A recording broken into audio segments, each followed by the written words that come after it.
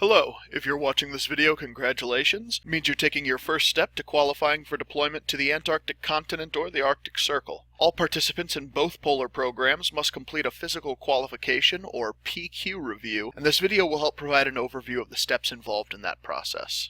Before we begin, please note the following disclaimers. Firstly, please be aware that this is a guide intended for candidates who will be PQing within the United States. If you're going to PQ internationally, please get in touch with your point of contact to discuss your plans as soon as possible.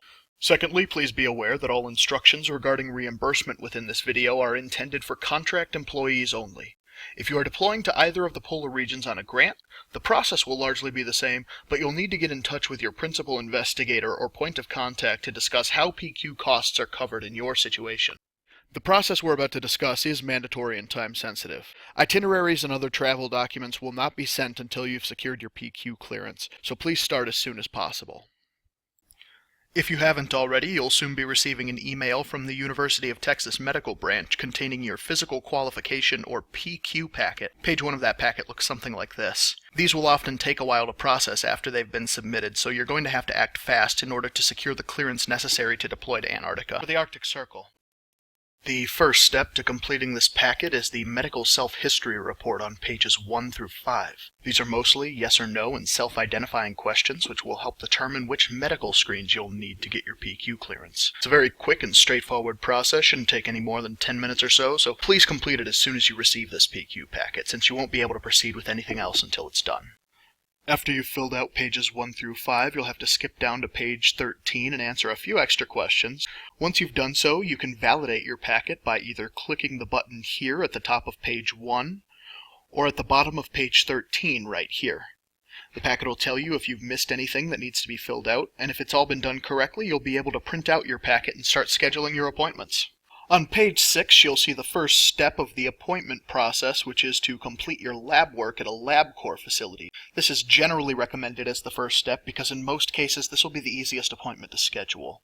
These pre-populated fields will tell the LabCorp facility what blood work you'll need done. When you go in, just hand them this sheet and they'll be able to provide everything that you need. You can find the LabCorp facility nearest you by going to labcorp.com and entering your zip code in the Find a Lab field on the home page.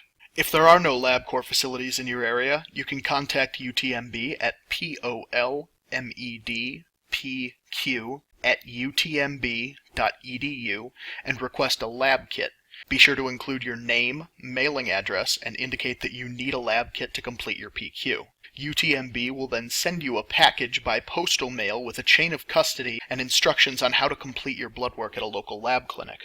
So long as you complete your lab work at a LabCorp facility or through a UTMB lab kit, the cost of your labs will be direct billed to us.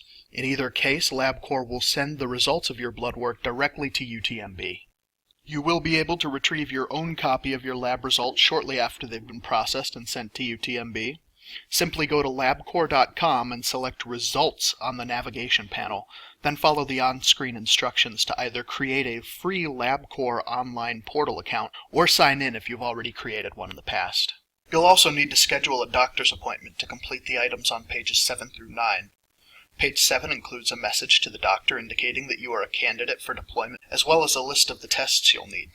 When scheduling these appointments, it is recommended that you send pages 7 through 9 to the doctor's office in advance to confirm that they can do everything that you need. You are encouraged to complete these appointments with your personal doctor. However, if you don't have a primary care physician or if they're unable to accommodate you for whatever reason, urgent care clinics are a good place to start looking about getting these appointments completed. Lastly, you'll need to schedule a dental evaluation as discussed on pages 10 and 11. As with the doctor's appointments, it is recommended that you send pages 10 and 11 to the dentist's office to confirm that they can accommodate you before scheduling an appointment. The cost of these initial screens will be reimbursed to you. Be sure to retain a copy of pages 6, 7, and 11 of this packet and request itemized receipts when you're paying for the tests themselves. Please bear in mind that only the tests explicitly requested in this packet are reimbursable. If UTMB determines that you require additional testing in order to be issued a PQ clearance, the cost of those tests are voluntary and are not reimbursable. However, completion of that testing will be necessary in order to secure your PQ clearance. Be sure to read through pages 12 through 14 and sign an initial as appropriate. After you've completed your lab appointment, your doctor's appointment, and your dentist appointment, you'll need to compile all the results you've received with your PQ packet and send it off to UTMB either by postal mail or by fax, preferably the latter. Please do send it in all at once if possible. Sending it piecemeal has actually been known to cause delays because if everything is received together, it can just go straight into review. But again, this does all need to be sent either by fax or postal mail. The one exception is the dental x-rays, which can be sent by email if the x-rays you receive are digital. Remember, no matter what you're sending or how you're sending it, be sure to keep a copy for your own records.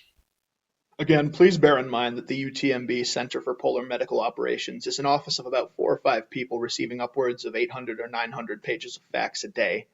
This packet isn't going to process a day or two after you send it in, so please do not wait to schedule these appointments. The quicker they get your packet, the quicker they can get you PQ'd.